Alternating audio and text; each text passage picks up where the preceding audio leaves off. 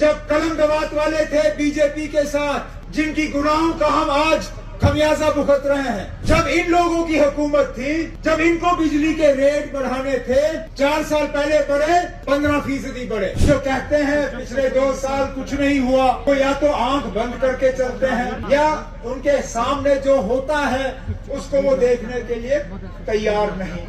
अब हकीकत ये भी है कि रातों रात जो है हर मसले का हल नहीं होगा, लेकिन हिज़्ब इख्तिलाफ का काम है मुखालफत करना, और हमें उससे कोई एतराज नहीं है। उनके अपने कारनामे उनको याद नहीं रहते, उनके अपने दौर में क्या होता है वो भूल जाते हैं। जब इन लोगों की हुकूमत थी, जब इनको बिजली के रेट बढ़ाने थे, 4 साल पहले बढ़े, 15% बढ़े। जब कलम दवात वाले थे बीजेपी के साथ, जिनकी गुनाहों का हम आज खमियाजा भुगत रहे हैं, आज जो ये शोर कर रहे हैं।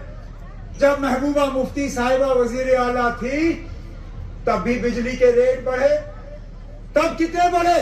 13.5 से 14% रेट बढ़े। उस वक्त 14% ज्यादा नहीं था। उस वक्त वो खामोश क्यों रहे? उस वक्त उनको नहीं लगा कि लोगों के साथ नाइंसाफी हो रही है?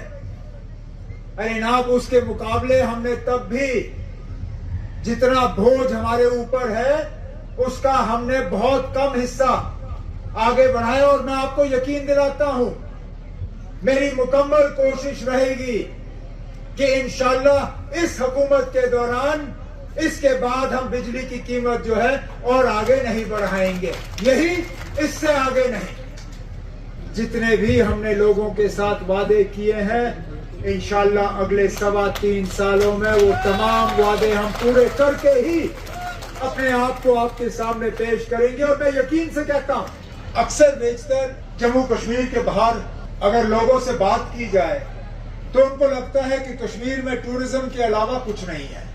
उनसे बात करें तो उनको लगता है हमारी पूरी इकोनॉमी जो है वो सिर्फ टूरिज्म है, और टूरिज्म को छोड़ के जम्मू कश्मीर और खासकर कश्मीर के पास कुछ दिखाने के लिए है नहीं। जब मैं उनको समझाता हूं कि हमारी कमाई में टूरिज्म जहां पे है उससे कहीं गुना ज्यादा इंडस्ट्री, और इंडस्ट्री से भी कहीं गुना ज्यादा बागवानी, ज़राअत, मेवा, डेयरी, फ्रूट, ये सब चीजें, तो हैरान हो जाते हैं।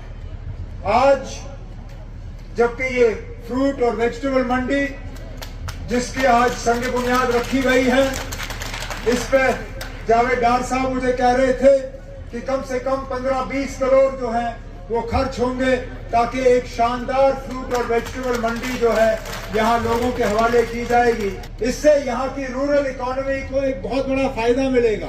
यहाँ इससे पहले आपका जो फल उगता था, आपका जो मेवा उगता था, आपकी जो सब्जी की पैदावार होती थी, उसको बाजार तक पहुंचाने के लिए आपको दूर दराज के मंडियों तक उसको ले जाना पड़ता था।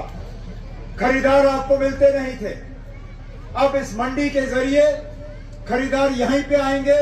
जो कहते हैं पिछले 2 साल कुछ नहीं हुआ, वो या तो आंख बंद करके चलते हैं या उनके सामने जो होता है उसको वो देखने के लिए तैयार नहीं। अब हकीकत ये भी है कि रातों रात जो है हर मसले का हल नहीं होगा।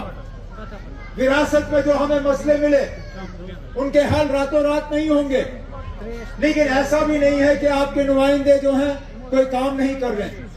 कोई दिन ऐसा नहीं है जहां मेरे ऑनरेबल एमएलए जो यहाँ बैठे हैं, चाहे उनका इलाका संग्रामा हो, चाहे पटन हो, चाहे बारामूला हो, चाहे बीरू हो, चाहे उड़ी हो, एक दिन ऐसा नहीं है जबकि ऑनरेबल एमएलए किसी न किसी प्रोजेक्ट के जरिए, किसी न किसी काम के जरिए, किसी न किसी लोगों की डिमांड के जरिए अपने इलाके में घूम फिर ना रहे हैं। लेकिन हिज़्ब इख्तिलाफ का काम है मुखालफत करना, और हमें उससे कोई एतराज नहीं है। उनका काम है जगह पे जाना, आंखें बंद करना और कहना कुछ नहीं हो रहा। ठीक है, कर रहे हैं, लेकिन जो उनके अपने कारनामे हैं, उनके अपने कारनामे उनको याद नहीं रहते। उनके अपने दौर में क्या होता है वो भूल जाते हैं। अरे जनाब, जिन लोगों को यहाँ नुमाइंदगी करते हुए 12-12, 16-16, 18-18 साल हो गए, उनसे मैं पूछता हूं, अरे जनाब, आपको अगर मौका मिला था, आपने यहां फ्रूट की मंडी क्यों नहीं बनाई? आपके पास भी हुकूमत थी, आपकी गाड़ी पे भी 2 झंडे लगे हुए थे, आपका भी सेक्रेटेरिएट में दफ्तर था, आपको भी लोगों ने मौका दिया। ये जमीन वहीं पे थी, ये जमीन हमने एक्वायर नहीं की, इस जमीन पे किसी का नाजायज कब्जा नहीं था, हमने इस जमीन पे किसी का कब्जा जो है वो हटवाया नहीं, जमीन यही थी, इस जमीन का इस्तेमाल हुआ नहीं। इससे यहाँ की रूरल इकोनॉमी को एक बहुत बड़ा फायदा मिलेगा। यहाँ इससे पहले आपका जो फल उगता था, आपका जो मेवा उगता था, आपकी जो सब्जी की पैदावार होती थी, उसको बाजार तक पहुंचाने के लिए आपको दूर दराज के मंडियों तक उसको ले जाना पड़ता था। खरीदार आपको मिलते नहीं थे।